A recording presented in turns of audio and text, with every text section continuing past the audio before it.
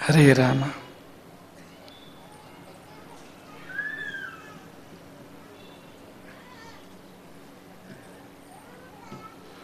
ಗುರುರ್ಬ್ರಹ್ಮ ಗುರುರ್ವಿಷ್ಣು ಗುರುರ್ದೇವೋ ಮಹೇಶ್ವರಃ ಗುರು ಸಾಕ್ಷಾತ್ ಪರಂ ಬ್ರಹ್ಮ ತಸ್ಮೈ ಶ್ರೀ ಗುರವೇ ನಮಃ.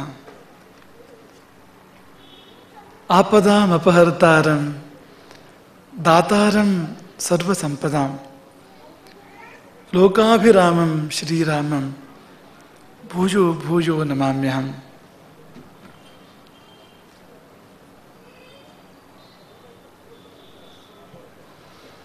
ಅಂಜನಾನಂದನಂ ವೀರಂ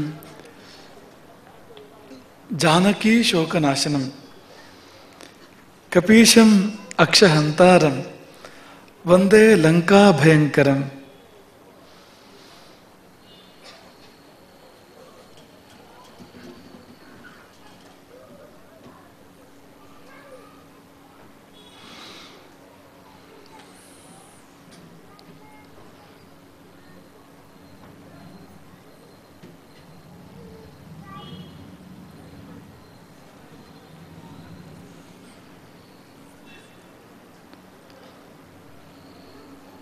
ಗುರು ಶಂಕರರ ಮತ್ತು ಪ್ರಭು ರಾಮನ ಚರಣ ಕಮಲಗಳನ್ನು ನೆನೆದು ಚಾತುರ್ಮಾಸ್ಯದ ಈ ದಿನದ ಶುಭ ಸಂದೇಶಕ್ಕೆ ಉಪಕ್ರಮಿಸ್ತಾ ಇದ್ದೇವೆ.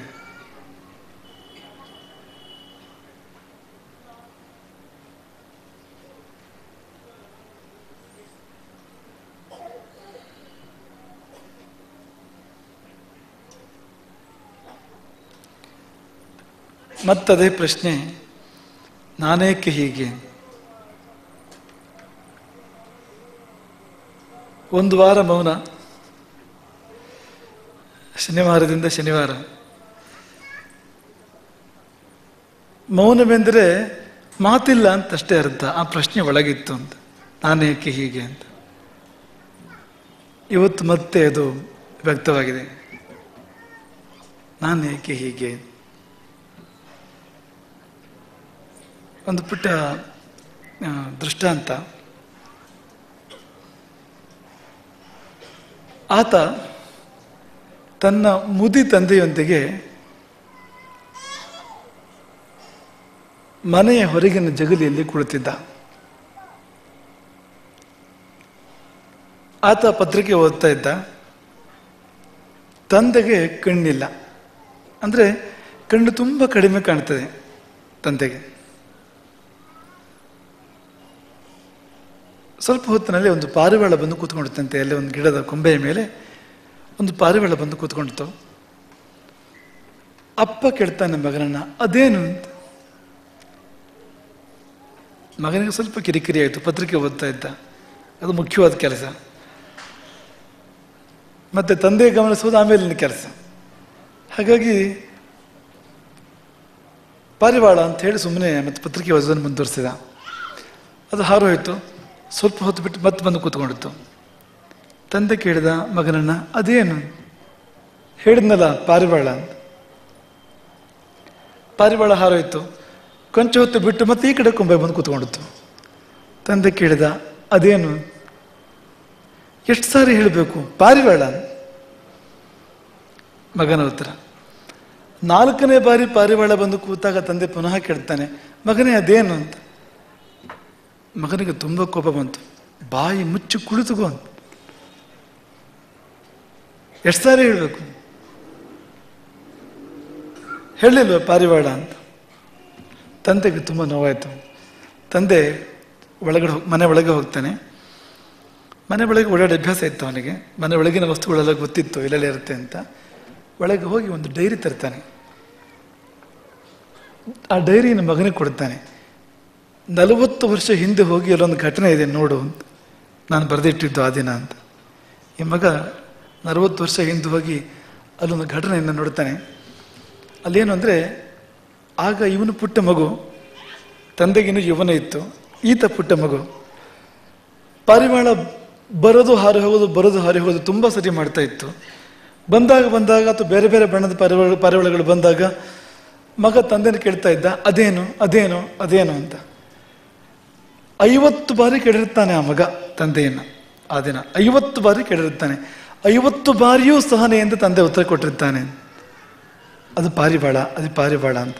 ಅದನ್ನು ತಂದೆ ಹೆಮ್ಮೆಯಿಂದ ಬರೆದಿರ್ತಾನೆ ಅಂತ. ನನ್ನ ಮಗ 50 ಸಾರಿ ಕೇಳ್ದ ಅದೇನು ಅಂತ ಕೇಳ್ದ. 50 ಬಾರಿಯೂ ನನ್ನ ಮಗನಿಗೆ ಅದು ಪಾರಿವಾಳ ಅಂತ ಹೇಳಿದೆ. ನನಗೆ ಸಮಾಧಾನ ಆಯಿತು, ಕೊಂಚ ಬೇಸರ ಮಾಡ್ಕೊಳ್ದೆ ಹೇಳಿದೆ ನಾನು ಅಂತ. ಮಗನಿಗೆ ಜ್ಞಾನೋದಯ ಆಯ್ತಂತೆ. ಆಗ ನಾನೇಕೆ ಹೀಗೆ ಅಂತ ಆ ಮಗನಿಗೆ ಆಗ ಅನ್ಸಿರ್ಬೇಕು ಅಂತ. ನಾನೇಕೆ ಹೀಗೆ ಎಲ್ಲ ಕೊಟ್ಟ ತಂದೆ. ಈ ತಂದೆ ಅನ್ನೋ ಶಬ್ದಕ್ಕೆ ಅರ್ಥವೇ ಹಾಗೆ ಅಂತ. ತಂದವನು ಅಂತ. ನೀನು ನನ್ನನ್ನು ಈ ಲೋಕಕ್ಕೆ ತಂದೆ, ಹಾಗಾಗಿ ನೀನು ತಂದೆ ಅಂತ. ಆ ತಂದೆ ಒಂದು ಕನ್ನಡ ಪದ, ಒಂದು ವಾಕ್ಯದ ತುದಿ, ಅದು ಒಂದು ಇಡೀ ವಾಕ್ಯದ ಕ್ರಿಯಾಪದ. ಅದು ನನ್ನನ್ನು ನೀನು ಈ ಲೋಕಕ್ಕೆ ತಂದೆ ಅಂತ. ನನ್ನನ್ನು ನೀನು ಈ ಮಟ್ಟಕ್ಕೆ ತಂದೆ, ಹಾಗಾಗಿ ನೀನು ತಂದೆ ಅಂತ. ಎಷ್ಟು ಚೆನ್ನಾಗಿದೆ ನೋಡಿ ಆ ಶಬ್ದ. ಅದು ತಾಯಿ ಅನ್ನೋದು ಸಂಸ್ಕೃತವಲ್ಲ, ತನು ವಿಸ್ತಾರ ಏನೋ ಒಂದು ಧಾತುವಿದೆ, ಆ ಧಾತುವಿಂದ ಬಂದಿರತಕ್ಕಂಥದ್ದು ತಾಯಿ ಅನ್ನೋದು. ತಾಯಿ ಅಂದರೆ ತನ್ನದೇ ವಿಸ್ತಾರವಾಗಿ ಮಗುವನ್ನು ನಿರ್ಮಾಣ ಮಾಡುವವಳು ಅಂತ. ಅವಳದ್ದೇ ಎಕ್ಸ್ಟೆನ್ಷನ್ ಅದು ಅಂತ. ಅವಳದ್ದೇ ರಕ್ತ ಮಾಂಸಗಳು, ಅವಳದ್ದೇ ಮನಸ್ಸು, ಅವಳದ್ದೇ ಹೃದಯ, ಅವಳದ್ದೇ ರಕ್ತ, ಅದೆಲ್ಲ ಹಂಚಿಕೊಂಡು ಮಗು ಹುಟ್ಟತ್ತೆ ನೋಡಿ. ಅದು ಆತ್ಮವಿಸ್ತರಣೆ ಅಂತ, ಅದು ಎಕ್ಸ್ಟೆನ್ಷನ್ ಅದು ಅಂತ, ಅದು ತಾಯಿ ಅಂತ. ನಾವು ಅದನ್ನು ಮರೆತು ಬಿಡ್ತೇವೆ. ನಮಗೆ ಅವರು ಏನೆಲ್ಲ ಮಾಡಿದರೋ ಅದೆಲ್ಲರೂ ನಾವು ಮರೆತು ಬಿಡ್ತೇವೆ. ನಾವು ದೊಡ್ಡವರಾದು ಅಂತ ಅನಿಸಿದ ಮೇಲೆ ನಮಗೆ ತಂದೆನೂ ಲೆಕ್ಕ ಇಲ್ಲ, ತಾಯಿಯೂ ಲೆಕ್ಕ ಇಲ್ಲ, ಗುರುನೂ ಲೆಕ್ಕ ಇಲ್ಲ, ಹಿರಿಯರು ಲೆಕ್ಕ ಇಲ್ಲ ಅಂತ ಆಗ್ಬಿಡುತ್ತೆ ಅಂತ. ಹಾಗಾಗಿ ಈ ನಾನೇಕೆ ಹೇಗೆ ಅನ್ನೋದನ್ನು ನಾವು ಇವತ್ತು ತುಂಬ ಮಾತಾಡೋ ಅಭಿಪ್ರಾಯದಲ್ಲಿಲ್ಲ. ನಾವು ಈ ನಾನೇಕೆ ಹೇಗೆ ಅನ್ನೋದನ್ನ 2 ಸಾರಿ ಬಳಸ್ಬೋದು ಈ ಕಥೆಯಲ್ಲಿ. ಒಂದು, ಆ ಮಗ ತಂದೆಯನ್ನು ಗದರಿಸುವಾಗ ಆ ಸನ್ನಿವೇಶದಲ್ಲಿ ಯಾವಾಗ ತಂದೆ ಮಗನ ಕಣ್ತರಿಸ್ತಾನೆ, ಮಗನೇ ನಾನು ನಿನ್ನನ್ನು ಹೇಗೆ ಬೆಳೆಸಿದೆ, ಆವಾಗ ನೀನು ಹೇಗಿದ್ದೆ, ನಾನೆಷ್ಟು ಸಹನೆ ವಹಿಸಿದ್ದೆ ನೀನು ತಪ್ಪು ಮಾಡುವಾಗ, ತೊದಲುವಾಗ. ಮಗನ ಕಣ್ತೆರೆದಾಗ ಮಗನಿಗೆ ಅನಿಸಿದ್ದು ನಾನೇ ಯಾಕೆ ಹೀಗೆ ಅಂತ. ಅಪ್ಪ ಹಾಗೆ, ಅಪ್ಪನಿಗಷ್ಟು ಸಹನೆ, ಅಷ್ಟು ಪ್ರೀತಿ, ಆದರೆ ನಾನೇ ಯಾಕೆ ಹೀಗೆ ಅಂತ. ಅದು ಒಂದು ಅರ್ಥದಲ್ಲಿ. ಇನ್ನೊಂದು ಅರ್ಥದಲ್ಲಿ ಮಗ ಇಷ್ಟು ದೊಡ್ಡವನಾಗಿದ್ರೆ, ಇಷ್ಟು ಬೆಳೆದಿದ್ರೆ, ಮಗ ಹೀಗಾಗಿದ್ದರೆ ಅದಕ್ಕೆ ಯಾರು ಕಾರಣ ಅಂತ. ಮಗನ ಈಗಿನ ಸ್ವರೂಪಕ್ಕೆ ಯಾರು ಕಾರಣ, ನಾನು ಹೇಗೆ ಹೀಗೆ, ನಾನು ಯಾಕೆ ಹೀಗಾದೆ ಅಂದರೆ ತಂದೆಯಿಂದಾಗಿ ಹೀಗಾದೆ. ತಂದೆಯಿಂದ ಎಲ್ಲವನ್ನೂ ತಂದುಕೊಂಡೆ ನಾನು, ತಂದೆ ಕೊಟ್ಟಿದ್ದು ಎಲ್ಲವೂ, ಹಾಗಾಗಿ ನಾನು ಹೀಗೆ ಅಂತ. ನಾವು ಅದನ್ನು ಮರೆಯಬಾರ್ದು ಅಂತ. ನೋಡಿ, ಈ ಪುಟ್ಟ ಮಗುವನ್ನು ಆಗಲಿಂದ ನಾವು ಗಮನಿಸ್ತಾ ಇದ್ದೇವೆ. ನೀವೆಲ್ಲ ಗಮನಿಸ್ತಾ ಇದ್ದೀರಿ, ಇಡೀ ಸಭೆ ಗಮನಿಸ್ತಾ ಇದೆ. ಆ ಪುಟ್ಟ ಮಗು ಅದು ಮೇಲೆ ಬಂದು ಏನು ಮಾಡ್ತಾ ಇದೆ ನೀವು ಗಮನಿಸಿದ್ರಾ? ನಿಮ್ಗೆ ಅಷ್ಟು ದೂರದಿಂದ ಗೊತ್ತಾಗ್ತಾ ಇಲ್ಲ, ನಮಗೆಲ್ಲ ಗೊತ್ತಾಗ್ತಾ ಇದೆ. ನೀವೆಲ್ಲ ಬಂದು ಅನೇಕರು ಮಂತ್ರಾಕ್ಷತೆ ತಗೊಂಡೋಗಿದ್ದೀರಿ. ಇಲ್ಲಿ ಆ ಮಂತ್ರಾಕ್ಷತೆ ಕಾಳೆಲ್ಲ ಎಲ್ಲ ಚೆಲ್ಲಿದೆ. ನಾವು ಕೊಟ್ಟದೆಲ್ಲ ತಗೊಂಡೋಗಿಲ್ಲ, ನಾವು ಸುಮಾರೆಲ್ಲ ಬಿಟ್ಟು ಹೋಗಿದ್ದೀರಿ. ನಾವು ಕೊಟ್ಟಿದ್ದರಲ್ಲಿ ಇಲ್ಲ ಚೆಲ್ಲಿ ಹೋಗಿದ್ದೀರಿ ಎಷ್ಟೋ ನೀವು ನಾವು ಕೊಟ್ಟಿದ್ದರಲ್ಲಿ. ಆ ಬಿದ್ದಿರುವ ಕಸ ಅಲ್ಲ, ಬಿದ್ದಿರುವ ಮಂತ್ರಾಕ್ಷತೆ ಕಾಳುಗಳನ್ನು ಮಾತ್ರವೇ ಹುಡುಕಿ ಹೆಕ್ಕಿ ತಗೊಂಡೋಗಿ ಮಗು ತಾಯಿ ಕೊಡ್ತಾ ಇದೆ ಅಂತ. ಕೊಡ್ತಾ ಇದೆ ಮಾತ್ರ ತಾನು ತಗೋತಾ ಇದೆ ಮತ್ತೆ ತಾಯಿ ಕಡೆಯಿಂದ ಅಂತ. ಈ ಮಗು ಯಾಕೆ ಹೀಗೆ ಅಂದ್ರೆ ಇದ್ರ ಅಪ್ಪ ಅಮ್ಮ ಹಾಗೆ ಅಂತ.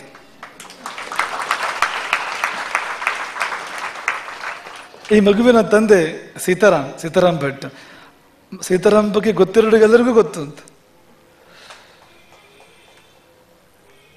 ಫೇಸ್ಬುಕ್ಕಿನ ಇಡೀ ಬಳಗದಲ್ಲಿ ಅತ್ಯಂತ ಜನಪ್ರಿಯ ಸೀತಾರಾಮ್. ಅಂದ್ರೆ ತನ್ನ ಕುರುಪ್ರೇಮವನ್ನು ಅಲ್ಲಿ ಪ್ರಕಟಿಸಿರ್ತಕ್ಕಂಥವನು, ಹೋರಾಟ ಮಾಡಿರ್ತಕ್ಕಂಥವನು. ಹಾಗಾಗಿ ಆ ಮಗನಲ್ಲಿ ಆ ಸಂಸ್ಕಾರ ಬಂತು ಅಂತ. ಈಗಲೇ ಆ ಸಂಸ್ಕಾರ ಬಂತು. ಇಷ್ಟು ಪುಟ್ಟ ಮಗುವಿನಲ್ಲಿ ಆ ಸಂಸ್ಕಾರ ಎಲ್ಲಿಂದ ಬಂತು? ಯಾರು ಹೇಳ್ಕೊಟ್ರು? ಯಾವ ಶಾಲೆಯಲ್ಲಿ ಕಲಿಸಿದ್ದು? ಆ ಮಗು ಇಲ್ಲಿ ಬಂದು ನಿಂತು ಮುಗ್ಧವಾಗಿ ನಮ್ಮನ್ನು ನೋಡಿ ನಗೋದು ಹೇಗದು? ಅಷ್ಟು ದೂರದಿಂದ ನಗತ್ತೆ ಮಗು, ಅಷ್ಟು ದೂರದಿಂದ ಹೇಗದು? ನಮಸ್ಕಾರ ಮಾಡೋದು ಹೇಗದು? ಆ ಮಗುವಿಗೆ ಏನು ಸೆಳೆತ, ಏನು ಆಕರ್ಷಣೆ ಅದಕ್ಕೆ? ದೊಡ್ಡವರ ಆಕರ್ಷಣೆಗಳಿಗೆ ಕಾರಣಗಳನ್ನ ಹೇಳ್ಬೋದು, ಏನೋ ಪ್ರಯೋಜನ ಆಗುತ್ತೆ, ಯಾವುದಕ್ಕೂ ಇರಲಿ ಅಂತ. ಗುರುಗಳು ಬೇಕಾಗ್ಬೋದು ಯಾವತ್ತಾರು ಅಂತೇಳಿ ಸಂದರ್ಭ ಬಂದಾಗ ಲೆಕ್ಕಾಚಾರ ಇರುತ್ತೆ ಎಲ್ಲರೂ ದೊಡ್ಡವರಲ್ಲಿ. ಆದರೆ ಈ ಪುಟ್ಟ ಮಗುವಿಗೆ ಯಾವ ಲೆಕ್ಕಾಚಾರ ಇದೆ ಅಂತ? ಅದರದ್ದು ಶುದ್ಧ ಭಕ್ತಿ, ಅದರದ್ದು ಮುಗ್ಧ ಭಕ್ತಿ, ಅದು ನಿರ್ಮಲ ಭಕ್ತಿ ಮತ್ತು ನಿಷ್ಕಾರಣವಾದ ಭಕ್ತಿ. ಭಕ್ತಿ ಆಗಲಿ ಪ್ರೇಮವಾಗಲಿ ನಿಷ್ಕಾರಣವಾಗಿರಬೇಕು ಅಂತ. ಕಾರಣದಿಂದ ಬರಬಾರ್ದು ಅಂತ ನಾವು ಯಾವತ್ತೂ ನೆನಪಿಸ್ಕೊಳ್ತೇವೆ. ಕಾರಣ ಇಟ್ಟು ಬಂದಿದ್ದು ಕಾರಣದ ಜೊತೆಗೆ ಹೋಗ್ಬಿಡುತ್ತೆ ಅಂತ. ಗುರುಗಳಿಂದ ಒಂದು ಕೆಲಸ ಆಗಬೇಕಾಗಿತ್ತು ಅಂತ ಭಕ್ತಿ ಬಂತು. ಕೆಲಸ ಆದರೆ ಇನ್ನೇನು ಗುರುಗಳು ಬೇಡ, ಭಕ್ತಿ ಅಲ್ಲಿಗೆ ಮುಕ್ತಾಯ. ಕೆಲಸ ಆಗದಿದ್ದರಂತೂ ಮತ್ತೆ ಅವ್ರ ಹತ್ರ ಯಾಕೆ ಕೆಲಸ, ನಮಗಿನ್ನು ಕೆಲಸ ಆಗಿಲ್ವಲ್ಲ ಅಂತ, ಹೇಗೋ ಮುಕ್ತಾಯ ಇವೆ ಅಂತ. ಗುರು ಅಂತಲ್ಲ, ಈ ರೀತಿಯ ನೆಪಗಳಿಂದ ಬರತಕ್ಕಂಥ ಎಲ್ಲ ಬಾಂಧವ್ಯಗಳು ಹಾಗೆ ಅಂತ. ಆದರೆ ಇದು ನಿಜವಾದದ್ದು ಅಂತ. ನಮ್ಮ ಮಠದಲ್ಲಿ ನಾವು ಇದನ್ನೇನು ಕಾಣ್ತೇವೆ, ಪುಟ್ಟ ಮಕ್ಕಳ ಒಂದು ನಿಷ್ಕಲ್ಮಶ ನಿರ್ವ್ಯಾಜ ಪ್ರೇಮವನ್ನು, ಭಕ್ತಿಯನ್ನು ಕಾಣ್ತೇವೆ. ಅದು ನಿಜವಾದ ಪ್ರೇಮಕ್ಕೆ, ನಿಜವಾದ ಭಕ್ತಿಗೆ ಉದಾಹರಣೆ ಅಂತ. ಆದರೆ ಅಷ್ಟು ಪುಟ್ಟ ಮಗು ಹಾಗಾಗಲಿಕ್ಕೆ ಕೂಡ ತಂದೆ ತಾಯಿಗಳು ಕಾರಣರಾಗಿರ್ತಾರೆ. ತಂದೆ ತಾಯಿಗಳಿಂದ ಬಂದಿರುತ್ತೆ ಅದು. ತಂದೆ ತಾಯಿಗಳು ಏನು ಯೋಚನೆ ಮಾಡ್ತಾರೆ, ಏನು ಮಾತಾಡ್ತಾರೆ, ಆ ಮಗು ಯಾವ ವಾತಾವರಣದಲ್ಲಿ ಬೆಳೆಯುತ್ತೆ, ಅದನ್ನು ನೋಡಿ ನೋಡಿ ಆ ವಾತಾವರಣದಲ್ಲಿ ಇರ್ತಕ್ಕಂಥ ಎಲ್ಲ ಒಳಿತು ಕೆಡುಕುಗಳನ್ನು ಸ್ವೀಕಾರ ಮಾಡುತ್ತೆ. ಹಾಗೆ ಈ ಮಗು ಹೀಗಿದ್ದರೆ ಕಾರಣ ಏನಂದರೆ ಇದರ ಅಪ್ಪ ಅಮ್ಮ ಹಾಗೆ ಅಂತ, ಈ ಮಗುವಿನ ಅಪ್ಪ ಅಮ್ಮ ಹಾಗೆ, ಅದರಿಂದಾಗಿ ಇದು ಹಾಗೆ ಅಂತ. ಹಾಗಾಗಿ ನೀವು ಹಾಗಿದ್ರೆ ನಿಮ್ಮ ಮಕ್ಕಳು ಹಾಗಿರ್ತಾರೆ ಅಂತ. ಆ ಮೂಲವನ್ನು ಮರೆಯಬೇಡಿ, ತಂದೆ ತಾಯಿಗಳನ್ನ ಮರೆಯಬೇಡಿ. ಬೇರು ಮಣ್ಣನ್ನು ಮರಿಬಾರ್ದು, ಮಣ್ಣನ್ನು ಬಿಡಬಾರ್ದು. ಬೇರಿನ ಹಿತಕ್ಕೆ ಹೇಳೋದು ಇದು, ಮಣ್ಣಿನ ಹಿತಕ್ಕಲ್ಲ. ಬೇರು ಮಣ್ಣಿನ ಜೊತೆಗಿದ್ದಷ್ಟು ಬೇರಿಗೆ ಒಳ್ಳೆಯದು. ಮಣ್ಣಿಗೆ ಏನು ವ್ಯತ್ಯಾಸ, ಬೇರು ಜೊತೆಗಿದ್ರೇನೋ ಜೊತೆಗಿಲ್ಲದೆ ಇದ್ರೇನೋ, ಆದರೆ ಬೇರಿಗೆ ತುಂಬ ಲಾಭ ಇದೆ ಮಣ್ಣಿನ ಜೊತೆಗಿದ್ರೆ ಅಂತ. ಹಾಗೆ ನಾವೆಲ್ಲ ನಮ್ಮ ಬೇರುಗಳನ್ನು ಮರಿಬಾರ್ದು, ಅಥವಾ ನಮ್ಮ ಬೇರುಗಳು ಮಣ್ಣನ್ನು ಮರಿಬಾರ್ದು. ಮಣ್ಣನ್ನು ಗಟ್ಟಿಯಾಗಿ ಇಟ್ಕೊಳ್ಬೇಕು ಮಣ್ಣನ್ನು, ನಮ್ಮ ಮೂಲವನ್ನು ನಾವು ಮರಿಬಾರ್ದು. ಹಾಗಾಗಿ ನಾನು ಏಕೆ ಹೀಗೆ ಅಂದರೆ ನನ್ನ ಮೂಲ ಹಾಗೆ, ಹಾಗಾಗಿ ನಾನು ಹೀಗೆ ಅಂತ. ಅದನ್ನು ಅಡಿಗಡಿಗೆ ನೆನಪು ಮಾಡ್ಕೊಳ್ಬೇಕು, ಅಡಿಗಡಿಗೆ ನೆನಪು ಮಾಡ್ಕೊಳ್ಬೇಕು. ನಮಗೆ ಅಡಿಗಡಿಗೆ ಅನ್ನುವಾಗ ರಾಮಭದ್ರಾಚಾರ್ಯ ನೆನಪಾಗ್ತದೆ. ಅವ್ರು ಹೇಳೋರು, ಅಡಿಗೆ ಅಂತ ಯಾಕೆ ಹೆಸರು ಅಂದರೆ ಅಡಿಗಡಿಗೆ ಹರಿಯನ್ನು ನೆನಪು ಮಾಡ್ತಾ ಮಾಡುವಂಥದ್ದು ಅದು ಅಂತ, ಭಗವಂತನ ನೆನಪು ಮಾಡ್ತಾ ಮಾಡುವಂಥದ್ದು. ಹಾಗಾಗಿ ಅದಕ್ಕೆ ಅಡಿಗೆ ಅಂತ ಹೆಸರು. ಅಡಿಗಡಿಗೆ ನೆನಪು ಮಾಡಬೇಕು ಹರಿಯನ್ನ, ಅಂದರೆ ಮೂಲವನ್ನ ಅಂತ. ನಾವೆಲ್ಲಿಂದ ಬಂದು ಅದನ್ನು ಮತ್ತೆ ಮತ್ತೆ ನೆನಪು ಮಾಡ್ಕೊಂಡು ಅಡುಗೆ ಮಾಡುವಂತ. ಊಟ ಮಾಡಿದವರು ಹಾಗಾಗ್ತಾರೆ, ಊಟ ಮಾಡೋದ್ರಲ್ಲಿ ಅಂಥದ್ದು ಬೆಳೆಯುತ್ತೆ, ಅಂಥ ಮನಸ್ಸು, ಅಂಥ ಸಂಸ್ಕಾರ, ಅಂಥ ಸ್ವಭಾವ ಬೆಳೆಯುತ್ತೆ. ಹಾಗಾಗಿ ಇಲ್ಲಿ ಇವತ್ತು ಮಕ್ಕಳು ಬಹಳ ಇಲ್ಲಿ ಕೊಡ್ತಿರೋರು. ಭಾನುವಾರ ಇವತ್ತು ಎಲ್ಲವರು ಬರ್ತಾ ಇದ್ದಾರೆ ಮಕ್ಕಳು, ಅದೇನಿಲ್ಲ. ಮತ್ತು ದೊಡ್ಡವ್ರಿಗೆ ಹೆಚ್ಚಿಗೆ ಪ್ರಸ್ತುತವಾಗಿರೋ ಕಥೆ ಇದು. ಯಾಕೆಂದರೆ ಮಕ್ಕಳು ಮರೆಯೋದಿಲ್ಲ, ಆದರೆ ದೊಡ್ಡವರ ಭ್ರಮೆ ನಮಗೆ ಯಾವಾಗ ಬರುತ್ತೆ ಆವಾಗ ನಾವು ನಮ್ಮ ಮೂಲವನ್ನು ಮರೀತೇವೆ. ತಂದೆ ತಾಯಿಗಳನ್ನು ಮರೀತೇವೆ, ಜಗತ್ತಿನ ತಂದೆ ತಾಯಿಗಳನ್ನು ಮರೀತೇವೆ. ತಂದೆ ತಾಯಿಗಳು ಹಿಂದೆ ಹೋದರೆ ನಮ್ಮ ತಂದೆಗೆ ಅವರ ತಂದೆ ಮೂಲ, ಅವರ ತಂದೆಗೆ ಅವರ ತಂದೆ ಮೂಲ ಎನ್ನುವ ಹಾಗೆ ತುಂಬ ಹಿಂದೆ ಹೋದರೆ, ನಮ್ಮ ತಾಯಿಗೆ ಅವಳ ತಾಯಿ ಮೂಲ, ಅವಳ ತಾಯಿಗೆ ಅವಳ ತಾಯಿ ಮೂಲ ಎನ್ನುವ ಹಾಗೆ ತುಂಬ ಹಿಂದೆ ಹೋದರೆ ಅಲ್ಲಿ ಜಗತ್ತಿನ ತಂದೆ ತಾಯಿಗಳಿದ್ದಾರೆ, ಸಕಲ ಸೃಷ್ಟಿಯ ತಂದೆ ತಾಯಿಗಳಿದ್ದಾರೆ ಅಂತ. ಅವರನ್ನು ನಾವು ಮರಿಬಾರದು. ಆ ಕೃತಜ್ಞತೆ ನಮಗೆ ಸದಾಕಾಲವೂ ಇರಬೇಕು. ಹಾಗಾಗಿ ಮತ್ತೆ ಮತ್ತೆ ನಮಗೆ ಆ ಪ್ರಶ್ನೆ ಬರಬೇಕು, ನಾನೇಕೆ ಹೀಗೆ, ಎಲ್ಲಿಂದ ನಾನು ಹೀಗಾದೆ ಅಂತ. ಅಲ್ಲಿಗೆ ಸರಿ ನಡ್ಕೊಳ್ಳೋದೇ ಇದ್ದಾಗ ನಮಗೆ ನಮ್ಮ ಬಗ್ಗೆ ಜುಗುಪ್ಸೆ ಬರಬೇಕು, ನಾನೇಕೆ ಹೀಗೆ, ನಾನು ಹೇಗೆ ಇಂಥವನಾದೆ ಅಂತ. ಹಾಗಾಗಿ ಆ ಭಾವವನ್ನು ನೆನಪಿಸ್ಕೊಂಡು ಇವತ್ತು ಕಾಲ ಹೇಗೆ ಬಂದಿದೆ ಅಂದರೆ, ತಂದೆ ತಾಯಿಗಳಿಗೆ ವೃದ್ಧಾಶ್ರಮ ವಿಗತಿ ಅಂತ ಕಾಲ ಬಂದಿದೆ. ವಯಸ್ಸಾದ ತಂದೆ ತಾಯಿಗಳಿಗೆ ಮಕ್ಕಳನ್ನು ಹೆಚ್ಚು ಓದಿಸಿದ್ರೆ ನಿಮಗೆ ವೃದ್ಧಾಶ್ರಮ ಗ್ಯಾರಂಟಿ ಅಂತ ಲೆಕ್ಕ. ಹೆಚ್ಚು ಓದಿಸಿ ಅಮೆರಿಕ ಸೇರಿದರೆ ಮತ್ತೆ 100ಕ್ಕೆ 100 ನೀವು ವೃದ್ಧಾಶ್ರಮಕ್ಕೆ ನೀವು ಅಂತ. ಆಗಿದೆ ಸ್ಥಿತಿ. ತಂದೆ ತೀರಿ ಹೋದ್ರೂ ಕೂಡ ಮಗ ಬರೋದಿಲ್ಲ ಅಂತ, ನೀವಿರೋರೇ ಮುಂದುವರಿಸಿ ಅಂತ ನಾನು ಅಂತ, ಅಲ್ಲಿರೋರೇ ಮುಂದುವರಿಸಿ ಅಂತ. ಯಾಕಂತ ಮಕ್ಕಳು ಇದ್ದೇನು ಇಲ್ಲದೆ ಇದ್ದೇನು. ಯಾವ ಮಕ್ಕಳಿಗೆ ತಮ್ಮ ತಂದೆ ತಾಯಿ ಇದ್ದರೂ ಹೋದರೂ ಅದು ಲೆಕ್ಕ ಇಲ್ಲ, ಅಂತ ಮಕ್ಕಳು ಇದ್ದೇನು ಅಂತ, ಅವ್ರ ಮಕ್ಕಳಾಗಿ ಏನು ಫಲ ಅಂತ. ಹಾಗಾಗಿ ನಮ್ಮನ್ನು ಯಾರು ಹೀಗೆ ನಿರ್ಮಾಣ ಮಾಡಿದರೋ, ನಮ್ಮಲ್ಲಿ ಯಾರು ಜೀವ ತುಂಬಿದ್ರೋ, ಚೈತನ್ಯ ತುಂಬಿದ್ರೋ, ನಮ್ಮೊಳಗೆ ರಕ್ತ ಮಾಂಸಗಳನ್ನು ತುಂಬಿದ್ರೋ, ಶಕ್ತಿ ತುಂಬಿದ್ರೋ, ಬುದ್ಧಿ ತುಂಬಿದ್ರೋ, ಅವ್ರನ್ನ ಮರೆತವನ ಬದುಕು ವ್ಯರ್ಥ, ಅವ್ರನ್ನ ಮರೆತವನ ಬದುಕು ಅನರ್ಥ ಅಂತ. ಅದು ಬರೇ ಸ್ವಾರ್ಥ ಅಂತ, ಅಲ್ಲಿ ಇಲ್ಲ ಪರಮಾರ್ಥ ಅಂತ. ಹಾಗಾಗಿ ಆ ಮೂಲದ ಸ್ಮರಣೆಯನ್ನು ಇನ್ನೊಮ್ಮೆ ಮಾಡ್ತಾ,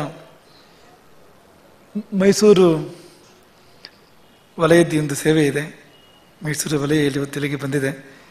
ಮೈಸೂರಿನ ನಮ್ಮ ಶಾಲೆ ಕೂಡ ಇಲ್ಲಿಗೆ ಬಂದಿದೆ. 100ಕ್ಕೆ 100ರ ಶಾಲೆ. ತೀರಾ ಇತ್ತೀಚಿನವರೆಗೆ ಅಲ್ಲಿ ಏನಿಲ್ಲ ಅನ್ನೋ ಸ್ಥಿತಿ ಇತ್ತು. ಆದರೆ ಇವತ್ತು 100ಕ್ಕೆ 100 ಅನ್ನೋ ಹಂತಕ್ಕೆ ಆ ಶಾಲೆ ತಲುಪಿದೆ. ತುಂಬ ಆರೋಗ್ಯ ಸ್ಥಿತಿಗೆ ತಲುಪಿದೆ. ಶಾಲೆಗೂ ಮತ್ತು ಮೈಸೂರಿಗೂ ನಮಗೂ ನಿಕಟ ಬಾಂಧವ್ಯ. ಅದೇ ನಮ್ಮ ತಲೆಗೆ ಹೋಗ್ಬೇಕಾಗ್ತದೆ. ನಾವೆಲ್ಲಿಂದ ಹೀಗೆ ನಿರ್ಮಾಣ ಆದ್ವಿ ಅಂತ ಯೋಚನೆ ಮಾಡುವಾಗ, ನಮ್ಮ ಮುಖ್ಯ ಅಧ್ಯಯನ ನಡೆದಿದ್ದು ಮೈಸೂರಲ್ಲಿ. ಗೋಕರ್ಣದಲ್ಲಿ ಚಿಕ್ಕ ವಯಸ್ಸಿನಲ್ಲಿ ವೇದಾಧ್ಯಯನ ನಡೆದಿದ್ದು, ಅದು ಕೂಡ ಅಷ್ಟೇ ಮುಖ್ಯವೇ. ಆದರೆ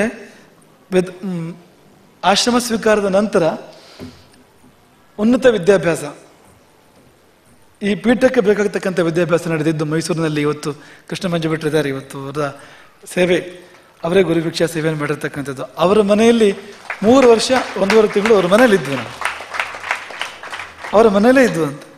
ಅಲ್ಲಿದ್ದು ನಾವು ವಿದ್ಯಾಭ್ಯಾಸವನ್ನು ಮಾಡಿದ್ದು. ಅಲ್ಲಿಯ ಅನೇಕರು ಹಿರಿಯರು, ಅದು ನಾವೀಗಾಗಲೇ ಹೇಳಿದ ರಾಮಭದ್ರಾಚಾರ್ಯ ಇರ್ಬೋದು, ಸೀತಾರಾಮ ಶಾಸ್ತ್ರಿಗಳಿರ್ಬೋದು, ಶಂಕರನಾರಾಯಣ ಜಯಸ್ ಇರ್ಬೋದು, ಅಂಥವರೆಲ್ಲ ಬಂದು ನಮಗೆ ವಿದ್ಯಾಭ್ಯಾಸವನ್ನು ಮಾಡಿಸಿದ್ದು. ಅಂಥ ಒಂದು ಘನಿಷ್ಠ ಬಾಂಧವ್ಯ ಇದೆ ಮೈಸೂರಿನ ಜೊತೆಗೆ ನಮಗೆ.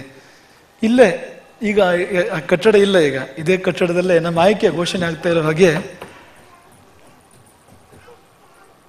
ಆಯ್ಕೆ ಘೋಷಣೆಯಾದ ಸಭೆಯಲ್ಲಿ ಈ ಕೃಷ್ಣ ಮಂಜು ಭಟ್ರು ಕೂತಿದ್ರು ಅವತ್ತು. ಆ ಸಭೆಯಲ್ಲಿ ಅವರು ಇದ್ದಕ್ಕಿದ್ದಾಗ ಆಯ್ಕೆ ಘೋಷಣೆ ಆಗ್ತಾ ಇದ್ದಾಗ ಎದ್ದು ಅಂತ ಹೇಳಿದ್ರು. ಗುರುಗಳು ಪೀಠದಲ್ಲಿದ್ದರು, ದೊಡ್ಡ ಗುರುಗಳು. ವಿದ್ಯಾಭ್ಯಾಸ ಜವಾಬ್ದಾರಿ ನಾವು ಮೈಸೂರಿನಲ್ಲಿ ತಗೊಳ್ತೇವೆ ಅಂತ. ಗುರುಗಳ ವಿದ್ಯಾಭ್ಯಾಸ ಜವಾಬ್ದಾರಿನ ನಾವು ಮೈಸೂರಿನಲ್ಲಿ ತಗೊಳ್ತೇವೆ. ಅವರಿಗೆ ಮೊದಲು ಗುರುಗಳಿಗೆ ಕಾಶಿ ಅದೆಲ್ಲ ಯೋಚನೆ ಇತ್ತು. ಕಾಶಿಯಲ್ಲಿ ವಿದ್ಯಾಭ್ಯಾಸ ಮಾಡಿಸೋದು, ಬೇರೆ ಬೇರೆ ಕಡೆ. ಇವರು ಹೇಳಿದ ಮೇಲೆ ಮೈಸೂರಿನಲ್ಲೇ ವಿದ್ಯಾಭ್ಯಾಸ ಮಾಡಿಸ್ತೇನೆ ಅನ್ನೋ ಸಂಕಲ್ಪ ಅವರಿಗೆ ಬಂತು. ಹಾಗಾಗಿ ಅಂಥ ಮೈಸೂರು ಇವತ್ತು ತನ್ನ ಸೇವೆಯನ್ನು ಗುರುಪೀಠಕ್ಕೆ ನೆರವೇರಿಸಿದೆ. ಮೈಸೂರಿನ ಎಲ್ಲರನ್ನ ಹರಸಿ ಸಾಧನೆ ಮಾಡಿ, ಸಂಘಟನೆಯಲ್ಲಿ ಸಾಧನೆಯನ್ನು ಮಾಡಿ, ಸಂಸ್ಥೆಯ ವಿಕಾಸದಲ್ಲಿ ಸಾಧನೆಯನ್ನು ಮಾಡಿ ಎನ್ನುವ ಶುಭಾಶೀರ್ವಾದಗಳನ್ನು ಮೈಸೂರಿಗೆ ಮಾಡ್ತಾ, ಇಂದು ಛಾತ್ರ ಪುರಸ್ಕಾರಕ್ಕೆ 2 ಕನ್ನಿಕೆಯರು ಭಾಜನರಾಗಿದ್ದಾರೆ. ಶ್ವೇತಾ ಮತ್ತು ಶ್ರುತಿ.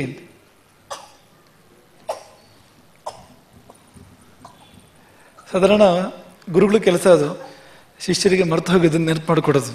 ಯಾವಾಗಲೂ ಶಿಷ್ಯರಿಗೆ ಮರೆಯೋದು ಅಭ್ಯಾಸ, ಗುರುಗಳು ನೆನಪು ಮಾಡ್ಕೊಳ್ಬೇಕು. ನೋಡು, ನಿನ್ನನ್ನು ಮರೆತಿದ್ದೀಯೇ, ನೀನು ಏನು ಅಂತ ನನಗೆ ಗೊತ್ತಿಲ್ಲ ಅಂತ. ಆದರೆ ಈ ಅಪರೂಪದ ಶಿಷ್ಯ ನಮಗೆ ನೆನಪು ಮಾಡಿಕೊಟ್ಟಿದ್ದಾಳೆ ಇವತ್ತು.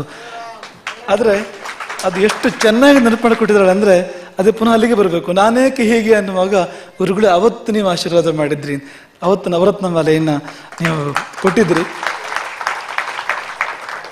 ಆಕೆ ಈ ಕ್ಷಣದವರೆಗೂ ನವರತ್ನ ಮಾಲೆಯನ್ನು ತನ್ನ ಹೃದಯದಲ್ಲಿ ಧಾರಣೆ ಮಾಡಿದ್ದಾಳೆ, ಆಶೀರ್ವಾದವನ್ನು ಧಾರಣೆ ಮಾಡಿದ್ದಾಳೆ.